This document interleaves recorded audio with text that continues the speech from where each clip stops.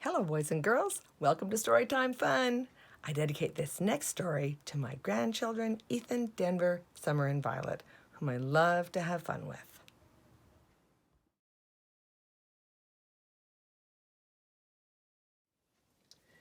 Today's story is called Poor Humphrey by Jan Payne. Humphrey was a baby rhino. He wasn't at all happy. Once he used to whistle all day long, but he could no longer do that. Now he sat with his back to the other animals, wearing a cardboard box on his head. One day, Rory the lion cub came by to see if Humphrey could play. "Humpy," called Mom.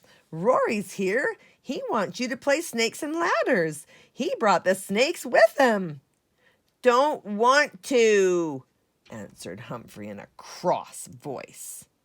"Come on, Humpy," said Mom encouragingly. "Don't call me Humpy," came the reply. Then Maureen the elephant stopped by to see if Humpy could go swimming.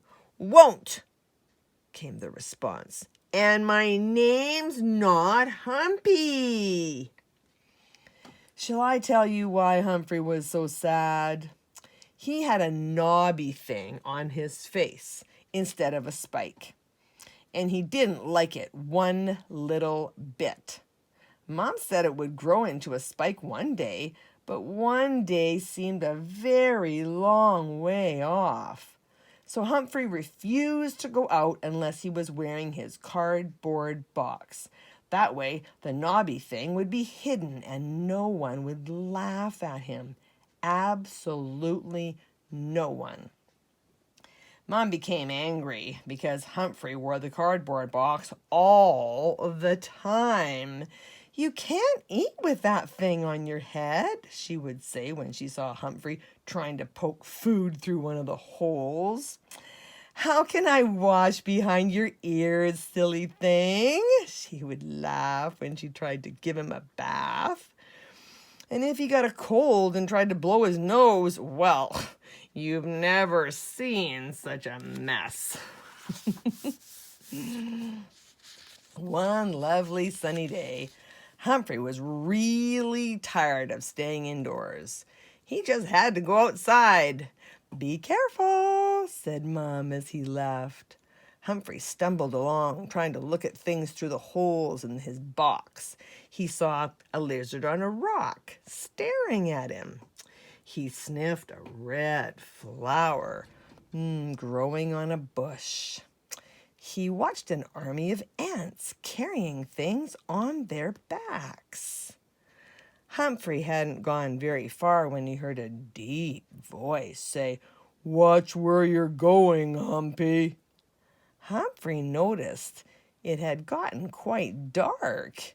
He recognized Big Elephant's voice, but couldn't see where the voice was coming from. "Where are you?" asked Humphrey. "Right above you," said Big Elephant. Humphrey had walked right under Big Elephant. "Sorry," he said. "I didn't see you. And my name's not Humpy," he added as he moved away. Humphrey had not gone much farther when he had heard giggling. He felt a tug at his box. "Hey!" he shouted. "Hey yourself!" said a voice, and the box was whisked off Humphrey's head.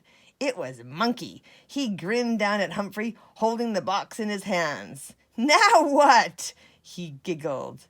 "Give it back, or I'll," shouted Humphrey. "Or I'll," taunted the monkey. But Monkey wasn't really a bad monkey. He was just mischievous.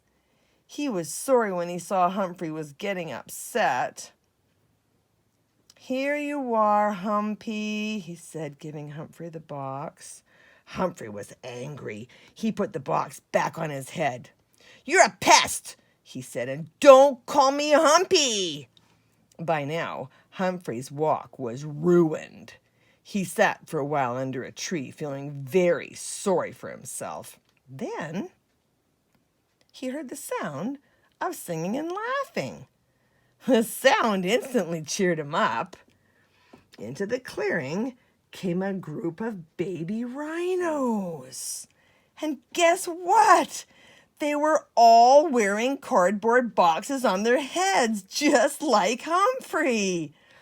They stopped when they saw him. "What's your name?" asked one little rhino.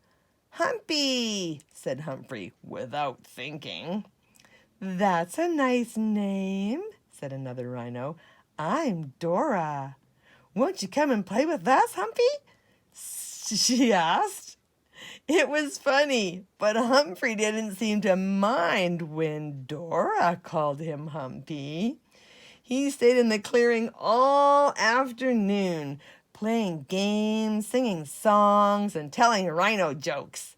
The baby rhinos all agreed to meet there every Tuesday and Thursday.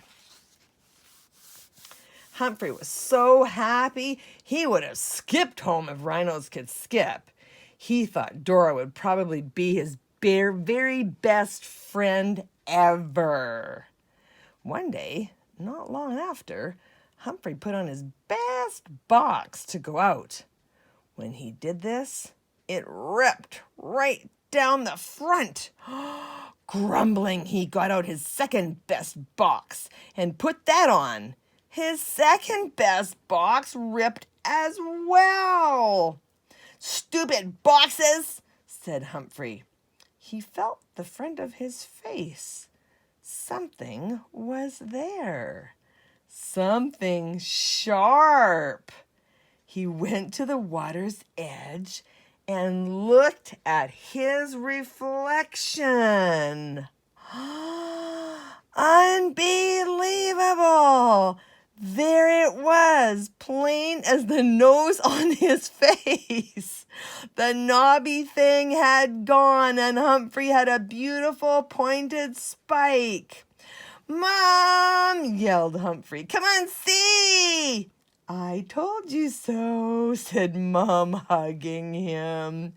"From now on, my name is Spike," said Humphrey proudly, and off he went without his box to meet his new friends. And you know what? They weren't wearing boxes anymore either. Well, that's it for today. See you next time.